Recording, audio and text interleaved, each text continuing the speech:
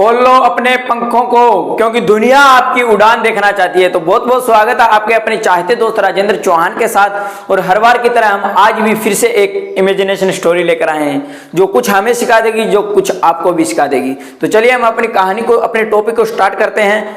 तो स्टार्ट। तो ये कहानी है एक ऐसी लड़की की जो एक छोटे से गाँव के अंदर रहती है, यानी एक छोटे से गांव में रहती है। और वो लड़की करती क्या है वो मैं आपको बता देता हूँ। वो लड़की एक स्पोर्ट्समैन है, यानी एक स्पोर्ट्स पर्सन है। वो कोई गेम खेलती है और उसे लाइफ में स्ट्रगल देखिए। और गांव के अंदर खैर आप जानते हो कि एक स्पोर्ट्समैन को क्या स्ट्रगल करना पड़ता है, और ये तो खैर एक लड़की है तो उसे क्या स्ट्रगल करना पड़ रहा है सोचिए। तो इस लड़की को क्या है, लड़कों के साथ खेलना पड़ रहा है। तो लड़की लड़कों के साथ खेलने के लिए जाती है, लेकिन ये बहादुरी की बात नहीं है कि ये लड़की लड़कों के साथ खेलने जाती। बहादुरी की बात ये है गांव के अंदर कि इसके माँ बाप इसकी सपोर्ट करते हैं, इसके माँ बाप इसे खेलने के लिए जाने देते हैं। और ये लड़की करीबन 4 बजे से लेकर 8 बजे तक खेलने जाती है, ठीक है।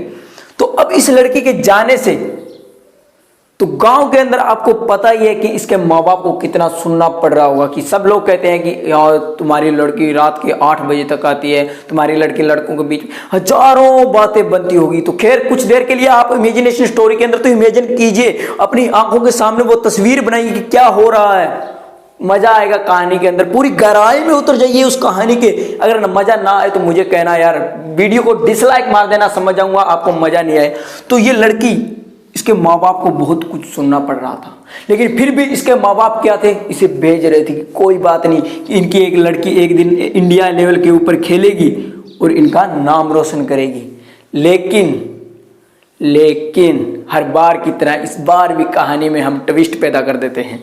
कहानी के अंदर ट्विस्ट क्या है वो मैं आपको बताता हूँ। कि ये लड़की खेलने जाती थी और ये इन लड़कों के साथ खेलती थी, और उसे एक लड़के से मोहब्बत हो जाती है, यानी एक लड़के से वो बहुत प्यार करने लग जाती है। और धीरे धीरे उसका फोकस गेम से कम होकर उन चीजों में पड़ जाता है। और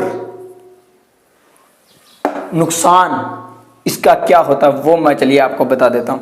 उसका नुकसान ये होता है कि, तो देखिए 100 दिन चोर के एक दिन साहूकार का, एक ना एक दिन तो इन्हें पता लगना ही था। तो इनके माँ बाप को पता चल जाता है, सारे गांव को। कुछ हरकतें ऐसी हो जाती है कि जिस कारण पूरे गांव में बात फैलने लगती है और पता लग जाता है। खैर मैं सारी बातों को डीपली में नहीं जाना चाहूँगा, क्योंकि आप मेरे से बेहद समझदार हैं, आप समझ गए होंगे कि कहानी में मैं कहना क्या चाहता हूँ। लड़की लड़के के साथ भाग जाती है, शादी कर लेती है, जो मर्जी है आप हजारों बातें बना लीजिए, को अलग टाइप से भी गलत भी बना लीजिए। लेकिन देखिए इस एक लड़की से नुकसान क्या हुआ, इन 1000 लड़कियों का नुकसान हो गया। अगर यही लड़की जिसे मौका दिया जा रहा था ये इंडियन लेवल पर खेल जाती, या इंडियन लेवल नहीं, अच्छे जहाँ तक भी खेलती, स्टेट लेवल, नेशनल, लेकिन अच्छा काम करती, छोड़ भी देती तो कोई फर्क नहीं पड़ने वाला। लेकिन जो खेलते टाइम इसने जो हरकतें कर दी, उसका नुकसान इन 1000 लड़कियों को भरना पड़ रहा है। वो कैसे, आप जानते हो कि जब इसने ऐसी हरकत की तो पहले से जो लोग ताने मारते थे वो लोग मोटिवेट होंगे ऐसी करतूतें देखने के बाद। वो लोग अपने बच्चों को भेजेंगे कि जा तू भी उसकी तरह खेलने के लिए जा। ऑफ कोर्स नहीं भेजेंगे। तो इसलिए आप इस एक की वजह से इन 1000 लड़कियों का भी चांस चूक गया। अगर ये इंडिया लेवल ना से ऐसे छोड़ दे तब भी इन्हें किसी को तो मौका मिलता। तो नुकसान उसका अकेली का नहीं, इन 1000 लड़कियों का साथ में हो गया। और फायदा देखो, फायदा मैंने आपको बताया कि इसका फायदा क्या होता। अगर ये खेल जाती तो इन 1000 लड़कियों को चांस मिलता। तो इस कहानी को सुनाने का मेरा एक ही मकसद था कि जिस लड़की को आज जो मौका मिला जा रहा है तो वो ये मत सोचे कि उसे अकेली को वो मौका मिला जा रहा है, नहीं, उसके साथ यूं समझ ले आने वाले टाइम में उन 1000 लड़कियों को भी चांस मिलने वाला है, जो एक आस लगा कर जिन्हें खेलने के लिए नहीं। और गांव में आज भी, मेरे गांव में देखने से मुझे पता चलता है कि 50% आज भी पढ़े लिखे लोग भी अशिक्षित बातें करते हैं, और अशिक्षित ही है जो ऐसी करतूतें नहीं करने। मैं ये नहीं कहूँगा पहले से बहुत ज़्यादा सुधार हुआ है, चांस मिलता है, लेकिन 50% ही सुधार हुआ है, ज़्यादा नहीं हुआ है। तो बस मैं कहानी आप समझ गए होंगे, कहना क्या चाहता हूँ कि अगर जिस लड़की को, जिस मेरी बहन को मौका मिल रहा है, वो कि ये सोचकर चले कि उसके साथ ऐसी 1000 लड़कियाँ और भी खेल सकती है अगर वो सही चली, ठीक है।